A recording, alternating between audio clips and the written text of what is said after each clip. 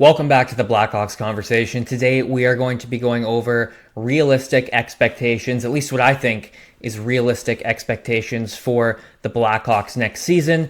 I handpicked a few players to go over specifically, but I'm also just going to go over the team as a whole for next season. Shout out to Bedzi for this video idea. I'll put the comment on screen. He suggested it. Great idea. We're into August now, so it's kind of the dog days of the off-season. Video ideas are not coming to me very easily, so feel free to drop your suggestions in the comments below. I got a couple things planned for the rest of the off-season, but probably about mid-September, whenever training camp starts up again, the content will start coming up a little bit more often, so just waiting to get to the season. I'm sure, like all of you, I'm just itching to get back to Blackhawks hockey, so bear with me through the rest of August, and we'll get there. If you're new here, I do a post-game show after every single game. I cover the team year-round. I'm live on YouTube doing watch-alongs during some of the games, so if you're a Blackhawks fan, be sure to subscribe. This is the place to be. Before we get into the topic at hand today, if you're looking to get a piece of memorabilia signed by your favorite player, head over to AJ Sports, use the code BHC25 for 25% off any item in the signature collection, link in the description.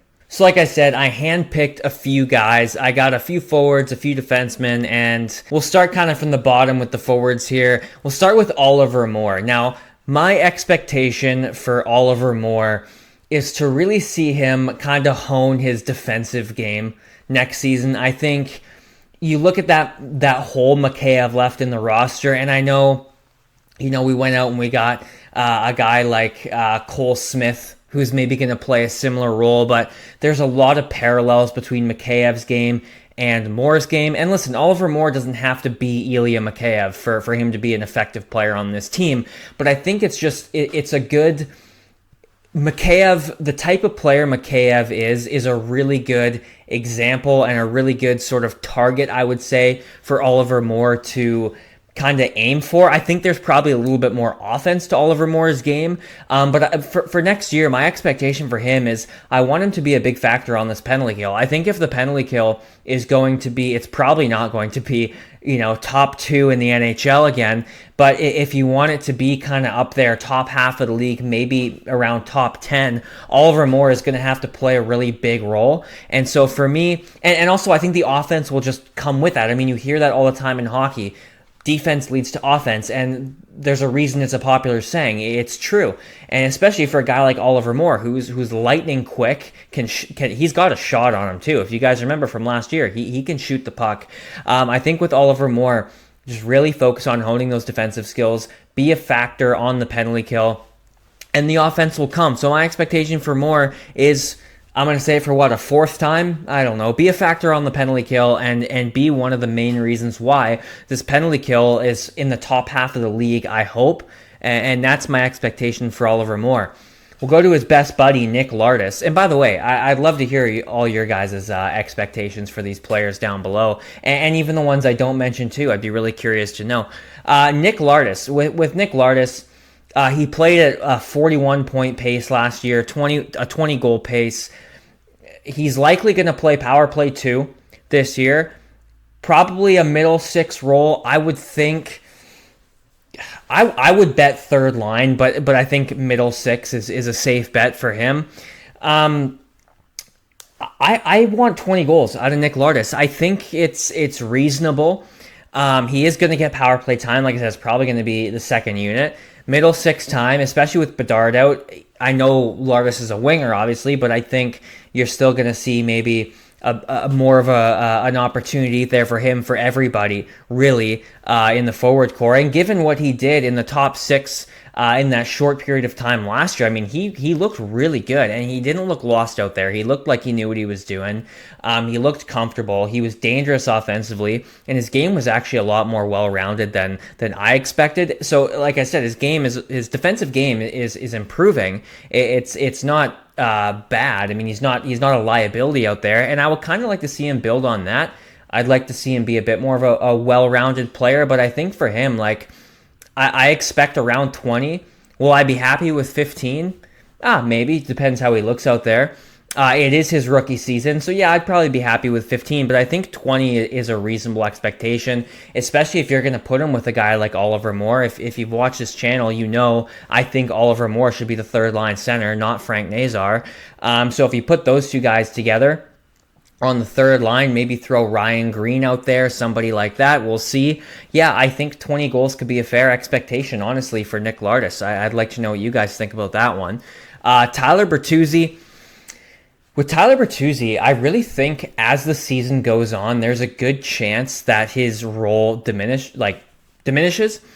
Because I think he's going to get top six time. I mean, he plays on the left side. I think he's going to be a top six winger, at least to start the year. And I think, depending on how certain players grow and thrive throughout the year, I think his role could diminish. We could see him, maybe he doesn't even start on the first unit power play. I would think he does, but he might not, depending on what Blashill wants to do. So for me, with Tyler Bertuzzi, I'm not so much looking for a particular point total, but what I want to see is the same effort we saw last year. Because with Tyler Bertuzzi, he's never been a guy that you can say, oh, I know going into the year with Tyler Bertuzzi, I'm going to get 100% of him every single night.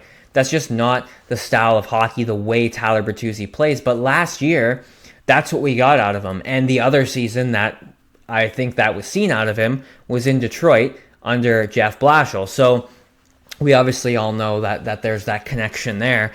So for me, what I'm looking for, again, isn't, I'm not going to sit here and say I want 20, I want 30 goals out of Tyler Bertuzzi. I want to see the same effort every night. I want to see him driving the net. And when he does score, however many goals that may be, I want to see them score the Tyler Bertuzzi way, going hard to the net, letting pucks hit him and go in. So for me, I just want to see, my expectation for him is just to see that effort. I want to know that his heart is in it every single night like we saw last year, or pretty much every single night. Now we get into some of the more interesting forwards here. Like I said, I kind of went from bottom up on my list. We'll get into some defensemen after. Roman Kancirov. And I planned this in reverse order, so in my Kancirov notes it says similar to Frondell, but I haven't got to Frondell yet because I'm going reverse. So with him, he's older than Frondell. That's also in my notes. Probably should have done Frondell first. He's got a really well-rounded game. For him, I do think 20 goals is reasonable. Similar to Nick Lardis. He got, 64 points in 63 games, I believe it was, in the KHL last year. He can score from anywhere. He can score off the rush. He can score in the high slot. He can score off the wall. He loves to score in front of the net. This guy can score from anywhere. He's 21 years old, so he's old, like I said, older than Frondell, who I haven't got to yet. He's played professional hockey over in the KHL, which you can argue whether or not it's still the second best league in hockey. That's neither here nor there. It's a good league. Leading the league in goals, being over point per game, playing first line center for your team at 21 years old is very impressive, and I think it will translate to the NHL. So for me, I'd love to see 20. Honestly, if he plays like I think he's going to play, I might be disappointed if he gets less than 20. I'm going to say it. So I don't know, maybe that's too high of an expectation for Kancirov. I know that he's probably the biggest question mark. At least in the forward group. I mean, you could argue maybe Byram's a bit of a question mark, but not as much as Frondell. So in the forward group, I think Roman Kancirov is probably the biggest question mark. So for me, in my opinion, he's the hardest one to gauge and set expectations for. But I'd like to see 20 goals out of him, and if he gets less than 20, I might be a little bit disappointed. Now we get to Anton Frondell. Shouldn't have gone in reverse order. With Frondell, listen, he's going to be 19 years old. It's his rookie year. He got 9 points in 12 games last year with the adrenaline of coming into the NHL. The fact that the Hawks were already out, there's no pressure. Now you get to start the year in Chicago with, listen, the expectation in the locker room is playoffs. You've heard the players speak. The playoffs is the expectation for them. So for Frondell to come into that environment, I think being 19, and with the responsibility he's going to get of most likely your second line center, I would think Nazar would be your number one center before Bedard comes back. And then when Bedard comes back, I think Frondell will still be your second line center. So given that, I think ups and downs are completely fair to expect. Now, would I be surprised if Frondell was consistent for 84 games?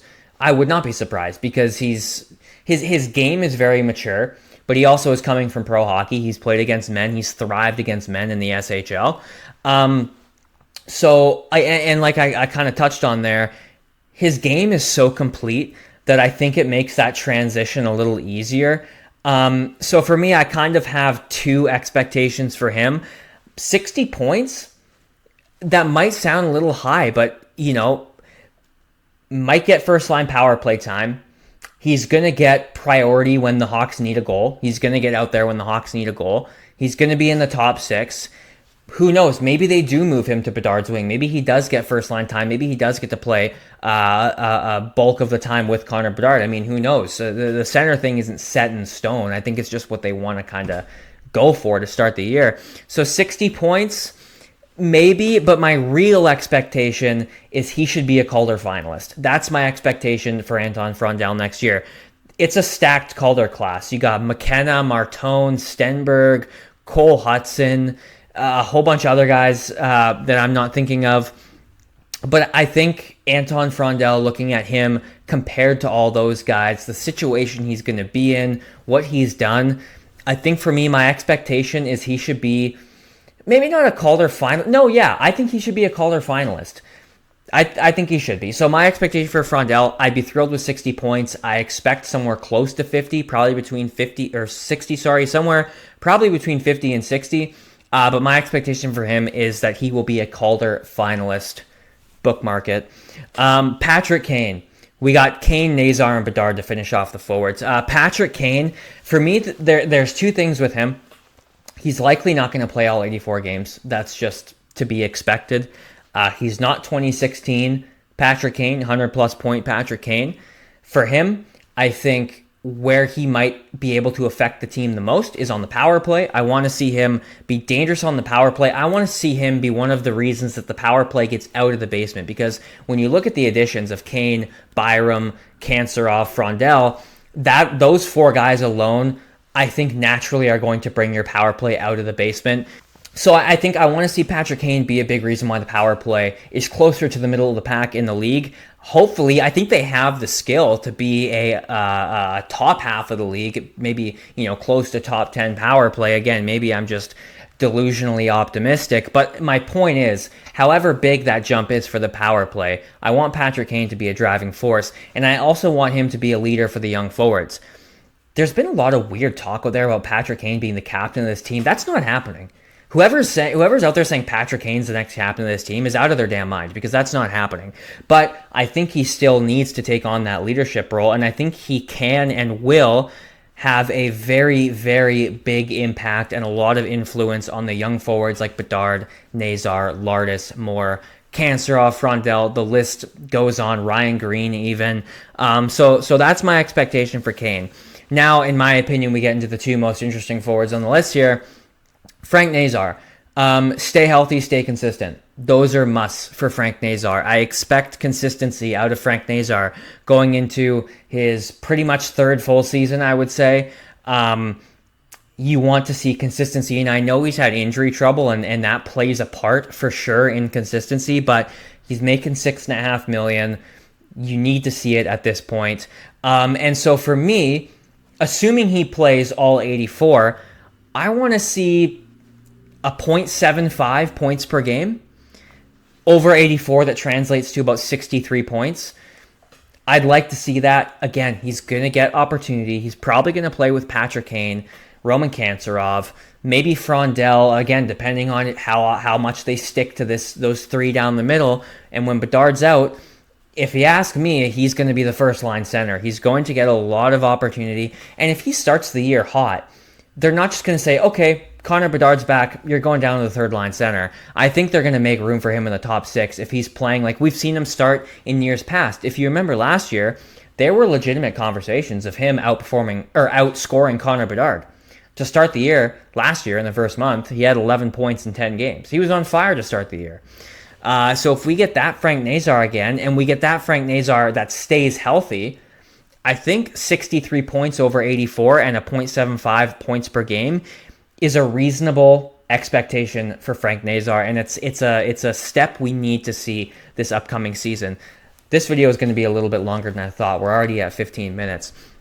And we end with Connor Bedard for the forward group. Connor Bedard, listen, it's a point per game minimum is my expectation for Connor Bedard. He's making $15 million. So really, the expectation in the following years should be 100 plus points if you're making $15 million, and just from what we've seen him do.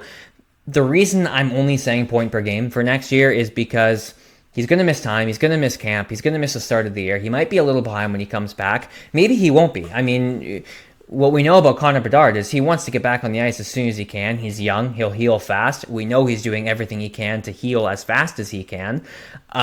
So maybe he does come back and doesn't miss a beat. I don't know. But I'm going to assume it takes him some time. And so for me, this year, point per game minimum is my expectation and my demand, you could say, for Connor Bedard. And then again, going forward, though, in the following years, 27, 28, and beyond on that contract, yeah, I probably want close to 100, probably more points out of Connor Bedard. He was on that pace to start last year. There is absolutely no reason why he can't do that 27, 28, and beyond, especially, again, with his supporting cast, ideally only getting better and better unless things go horribly wrong. So now we move on to the defensemen here. I got a few. We'll start with Bowen Byram. He's got a lot of pressure and expectation on him. They gave up a truckload. They gave him a truckload of money. So yeah, there's a lot of expectation. He immediately becomes your number one defenseman. He's going to be out there in pretty much all situations, and he's kind of going to have to be a jack of all trades on your blue line. So he's going to eat big minutes. He's going to improve the power play. I would say my line for him, and I have a line in points where I'm happy if he hits it and gets above. I'm quite disappointed if he gets lower. And that line for me is 50 points. If his point total starts with a 4, I'm going to be disappointed. I really am. He got 42 last year in Buffalo. He did have a lot of ice time in Buffalo, but not really much power play time. He wasn't the go-to guy offensively. You have Rasmus Dahlin.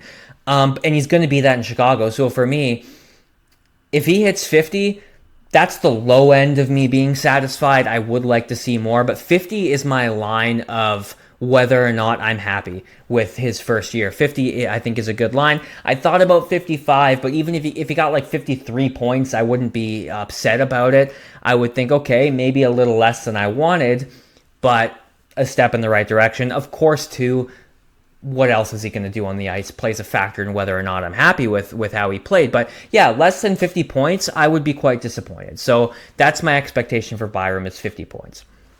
I think honestly he's going to hit closer to 60, to be quite honest with you, but that's where I put my line. So Artyom Levshunov, this is an interesting one.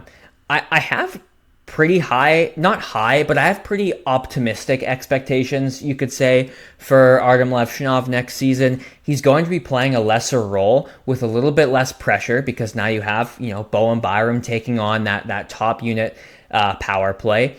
Being out there when they have to score a goal, that's all going to fall on Byram. So the pressure will be lesser, the role will be lesser, the spotlight will be lesser. So what I want him to do is I want him to slow his game down. I want him to stop overthinking on the ice. I want him to work on his defensive game, which he improved on last year. He was playing penalty kill. He was a lot more physical in his own end. He started the year averaging, I want to say, I'm just guessing because I can't quite remember. It was around like 1.5 hits per game to start last year. And by the end of the year, or his end of the year, because he got injured, it was closer to like 3.5 hits per game. So he was starting to get more physical, starting to get more comfortable. I want to see that continue from him. And it's similar with Oliver Moore, where hone that defensive game, slow things down, stop thinking so much, and the offense will follow. The offense comes so naturally for him. I feel like that's where he doesn't have to think, is in the offensive zone. So if he can stop thinking in his own end of the ice and just kind of slow things down and take steps that way, the offense will naturally come more and more and more, and he'll get more opportunities. So for me with Levshunov, slow down, stop overthinking, focus a little more on the defensive side of the puck, and I think everything in his game will rise. Two more defensemen here. Alex Vlasic, similar with him. I think he's going to get potentially, again, it depends where they put Bowen Byram, but I think he might see a little bit lesser of a role. You want him to be more of that second pair guy. You don't want to rely on him to be a top pair defenseman. I just don't think that's really fair to him. We saw him a little bit overused last year, and it hurt him a bit. He didn't have as great of a season. So I think if you can give him a lesser role and allow him to focus on his strengths a little bit more, being that shutdown guy, playing the penalty kill, and the big one, being a leader. Because I think he's a guy on that back end, longest tenured defenseman now, oldest of the young, actually, yes, oldest of the young guys, because he is younger than Bowen Byram by, I think, a few days.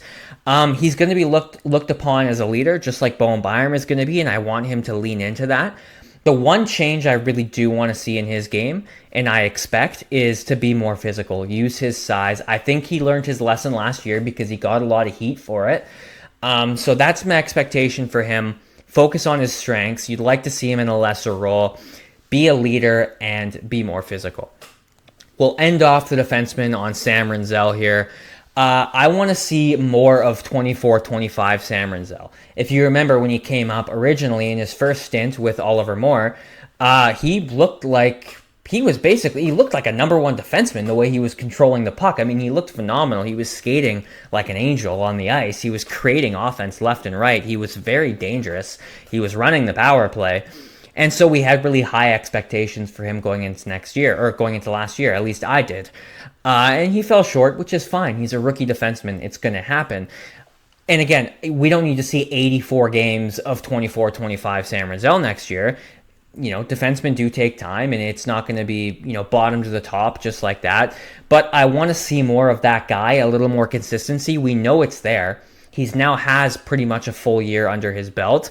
I would like to see, a little bit more consistently that 24-25 Rinzel, who can skate the puck out of his own end, who can create offense, who can be dangerous at the blue line, can confidently be put on the power play, probably second unit next year, but can confidently be put on the power play, and then maybe just be a little bit stronger on his feet, stronger on the puck in his own end.